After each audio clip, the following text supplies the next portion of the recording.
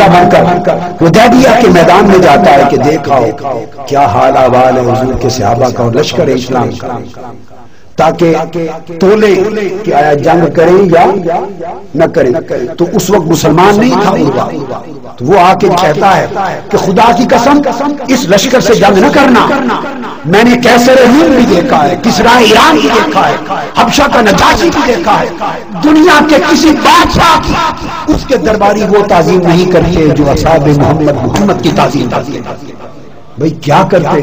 اس نے کہا اللہ کی عزت کی قسم میں نے آنکھوں سے دیکھا، اگر لعاب دہن پھینکتے ہیں تو زمین پر نہیں گرنے دیتے، اٹھا کے چہروں پر مل لیتے، کرتے ہیں تو ایک قطرہ زمین پر نہیں گرنے دیتے، چہروں پر مل لیتے ہیں، اور جس کو حضور کے پانی کا قطرہ نہیں ملتا وہ لوگوں کے گیلے ہاتھوں سے ہاتھ رگڑ کے چہرے پہ مل لیتا ہے۔ اگر آقا اسلام اپنی حجامت کرواتے ہیں تو بال نہیں گرنے دیتے، اٹھا کے سنبھال لیتے ہیں، نگاہیں جھکائے رکھتے ہیں، اس طرح بیٹھتے ہیں ساتھ تو سامنے جیسے سر پہ پرندے ہیں۔ جب ان کے ادب کا یہ عالم ہے تو ان کے جذبہ ایمانی کی کیفیت یہ ہوگی کہ ان کے ساتھ کبھی جنگ لڑنے کی کوشش نہیں کی۔ ارے عثمان غنی کو کس نے سکھایا کہ اسی حدیبیہ کے موقع پر حضور نے بھیجا ہے مذاکرات کے لیے، تو کفار مکہ نے کہا طواف کر لو کعبے کا، مگر حضور کو اجازت نہیں، تو کعبے کے صحن میں کھڑے تھے، 6 سال کے بعد آئے تھے، مگر عثمان غنی کعبے کے صحن سے طواف کیے بغیر مڑ آئے اور کہے جب تک محبوب نہیں کرے گا ہمارا کعبے سے کیا بات۔ فرمایا کنت لا اطوف به حتى يطوف به رسول اللہ فراجع الى رسول اللہ، طواف کے بغیر پلٹ آئے، اگر حضور نہیں کریں گے تو میں نہیں کروں گا۔ کس نے سکھایا؟ کہیں طواف کرنا حضور کے بغیر منع تھا؟ ارے علی شیر خدا کو کس نے سکھایا کہ آپ کی عصر کی نماز ابھی تک نہیں پڑھی اور حضور جھولی میں سر انور رکھ کے اگر لیٹے ہیں اور نماز جا رہی ہے، سورج غروب ہو رہا ہے تو نماز قربان کر دو، مگر حضور کو بے آرام نہ کرنا۔ کس نے سکھایا؟ یہ سارے آداب تعظیم و تکریم کے محبت سکھاتی، عشق سکھاتی۔ اور پھر صحابہ کا عالم یہ تھا کہ کتنا لطیف ادب تھا، تعظیم و تکریم کا کتنا لطیف حال تھا۔ حدیث میں آتا ہے کہ ایک صحابی ہیں حضرت قباس بن اشیم، ان سے پوچھا گیا انت اکبر ام رسول اللہ؟ اب یہ بات سننے والی، قباس بن اشیم آپ بڑے ہیں عمر میں یا حضور بڑے ہیں؟ اب ایک روزمرہ کی گفتگو ہو رہی ہے۔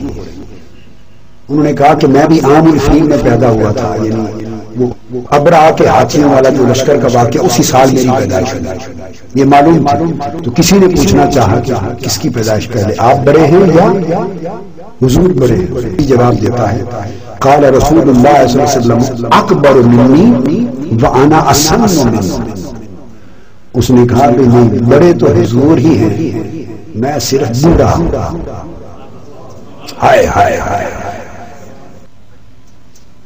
میں سن رسیدہ ہوں، زیادہ بوڑھا ہوں، مگر بڑے تو حضور ہیں۔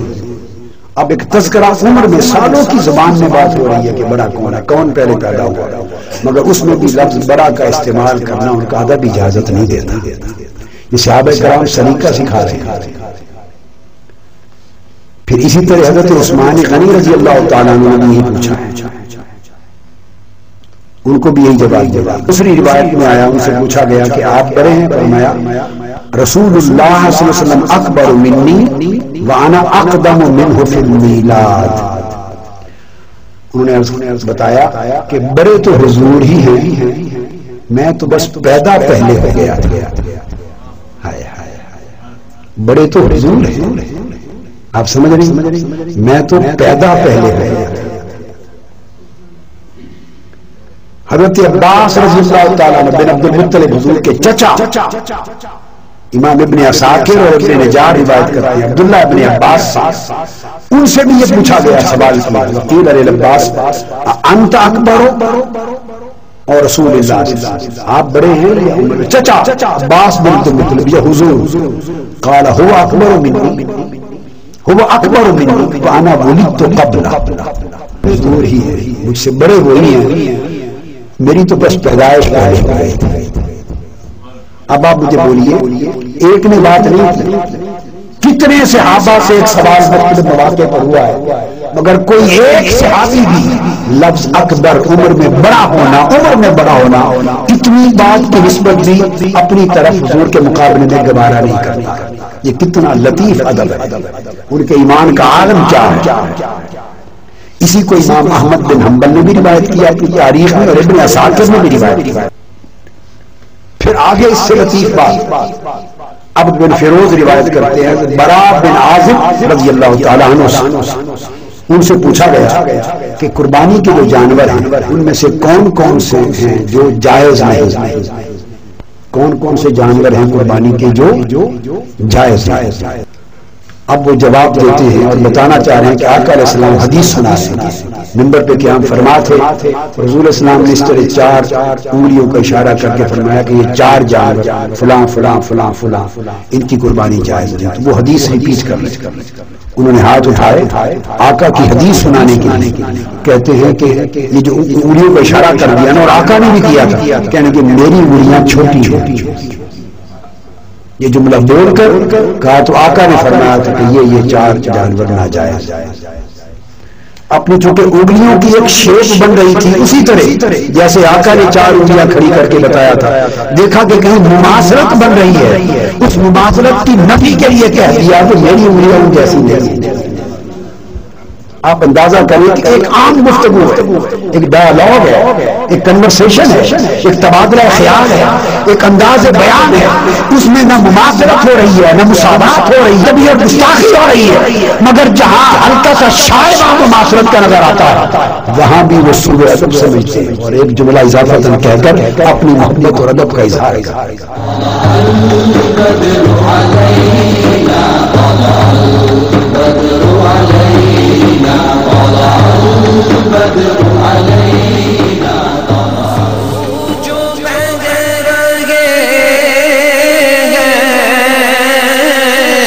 سب حال کہہ رہے ہیں، لب کون کھولتا ہے دربار مصطفیٰ میں، لب کون کھولتا ہے دربار مصطفیٰ